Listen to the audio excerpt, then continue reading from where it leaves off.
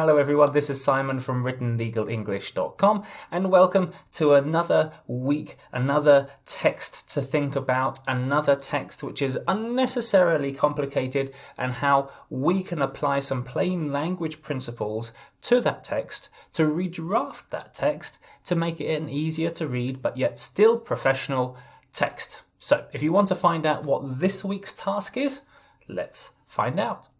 But as always, just before we do, in case you're new to me, my videos or my channel, let me quickly tell you about the content that I put out every single week. So on Tuesday, I put out a video in which I ask you to think about a text and how you would redraft it into plainer but yet still professional language.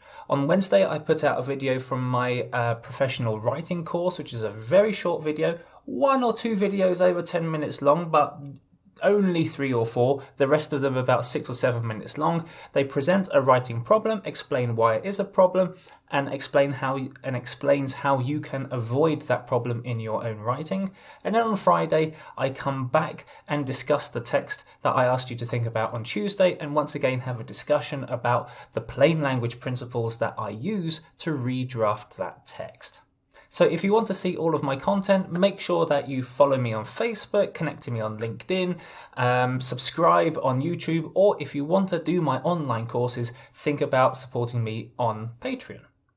As I'm sure you saw at the beginning of the video, this was part 2 of I don't know how many parts, because what we're looking at, theoretically, it could be endless. Now, of course, I am going to change the topic, but to give you guys a little bit of background, in case you didn't see the video last week, I am of a certain age, which means that I have to start thinking about my pension. And as I am based in Poland, that means I've got to go onto the webpage for ZUS. ZUS is the organization that runs the state pension here in Poland. Now, the good news is, and I really mean this, there is information in English. The bad news is that it's being drafted in a way which doesn't think about the reader. So it's an author that says, I need to include this information, so this is what I'm going to write.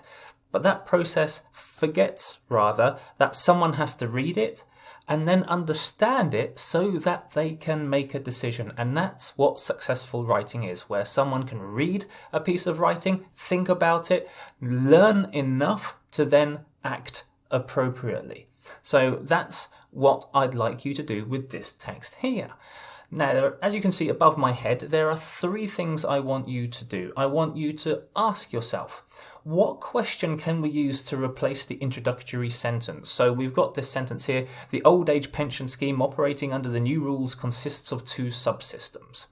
I've discussed in my videos before, a good plain language technique is to use questions, particularly in subheadings and headings, the questions that people might have themselves. So let's think of a question that can replace that text. Then I want you to have a look at this bulleted lists. Now, bulleted list, I should say.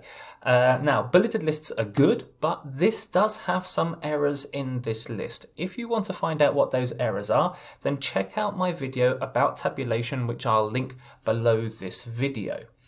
And then, once you've corrected that, I want you to think about how you can present that same information in a table. Now, tables have got advantages over lists. Tables use much less words. They're much more easier to navigate. You can find the information that you need a lot faster. So using tables is a fantastic plain language tool to communicate the same information in an easier to understand way. So there's quite a lot for you to do. So get your thinking caps on. Be sure to see my video tomorrow, and I'll see you at the end of the week when I go through this text and explain how I broke it down.